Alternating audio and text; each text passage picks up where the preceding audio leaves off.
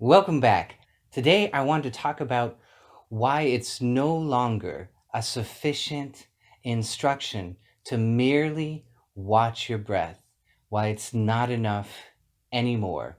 And it's not the fault of those who teach it, it's that the body of the modern man has changed, and we have to adopt a better rule in order to have success in meditation every single time.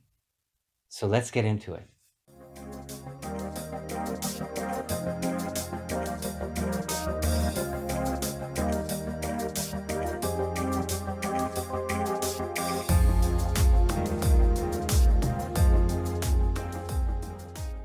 So, when you first get into the meditation scene and begin to hear about meditation, a refrain that you'll hear over and over again is to watch your breath. So, you watch it as it comes in and as it goes out.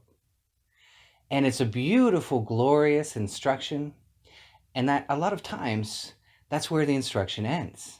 Just watch your breath. Don't do anything else. And now you have a single point of reference, a very simple and straightforward practice of just watching one thing in the body. So you don't have to get distracted with a lot of other instructions. It's not complicated. It's very, very simple. So what's the problem? Well, the problem is that modern man breathes 12 to 15 breaths in 1 minute. That's a normal rate. And it has to do with consumption of carbohydrates. It has to do with increased stress in the workplace, at home. We're constantly on our phones, re-agitating ourselves, reintroducing cortisol into the system. And all of that raises your breath rate. So let's go back in time and find out what happened just a few decades ago. And to start, we'll start in 1929 with a study called Alveolar Air and Blood Gas Capacity. And they state in that study that the average breath rate for their participants was 4.9 breaths per minute. Now think about that. From 1929 to today, we have tripled the amount of breaths that we take on average in 1 minute. Now let's go to another study. 1939, the average rate was 5.3 breaths. Another study in 1939, 5.3 breaths per minute. 1950, 6.9 breaths per minute. A more modern age, less sitting on your back porch, less working out in the farm. And so the breath rate is steadily increasing. How do you spend your time? Do you spend it in the backyard watching a fire? Do you spend it in the front yard watching the grass grow? Now we're watching TV in the living room. Another study, 1980, 7.8 breaths per minute. So you can see a steady increase. And you can continue that out to today, 12 to 15 breaths per minute. So this steady increase is going to profoundly affect the body and the psyche. And so if you take all of those studies and you get the average of just the studies that I just mentioned, you get an average rate between 1929 and 1980 of 6 breaths per minute. Now, if I was to go to somebody that's already breathing at 6 breaths per minute, and I tell them, all you need to do is watch your breath, because they already have a very active lifestyle, they already have reduced cortisol, and they're already in a very relaxed state, whether they know it or not, because they're breathing at such a low rate automatically. So I tell them, all you need to do is just watch your breath. And by watching their breath, of course, they will instantly go into a deep state. And so I've talked to people and they've told me, yeah, my granddad would sit on the back porch and he said the whole world would unfold to him. So he's automatically accessing a very natural and deep state, just sitting on his back porch, probably dilating his eyes. You see, if you ask that person, just watch your breath, of course, they're going to go very easily into the beginning states of meditation. It's going to be very, very simple for them. Fast forward 90 years to today, and you tell the average person, just watch your breath. And here and there, they might hit and miss semi-deep states, but you are withholding from them the deepest states. You're telling them, I want you to relax and cool off by not 1 breath per minute, not 2, but 3 times your current breath rate, or 1/2 of your current breath rate. I want you to reduce and relax that much.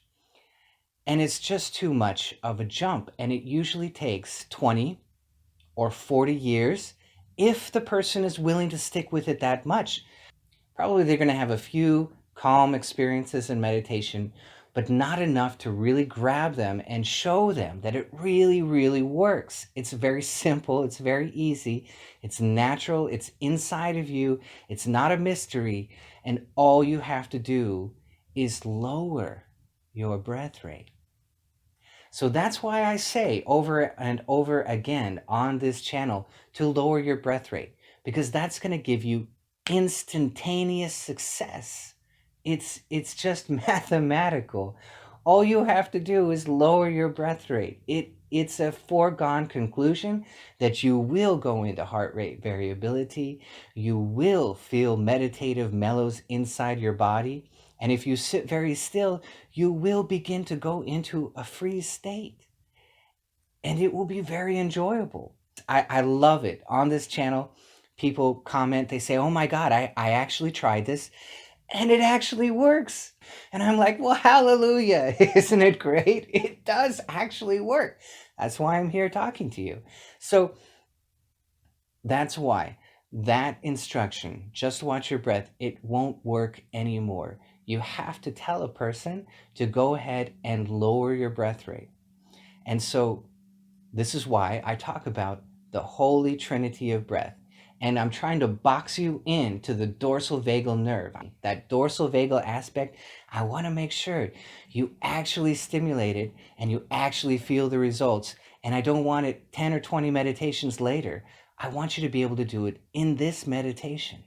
And you can. You can. And that is going to affect your body like this. It's going to be mathematical inside your body, and that's going to affect your psyche automatically. You don't have any choice, and you're going to be calmed down. You're going to have a nice meditation the very first time. The very first time, as soon as you lower your breath rate and pay attention inside the body and sit very still, you will have meditative mellows the very first time. So it's mathematical, it's glorious, it's beautiful, it works for everybody.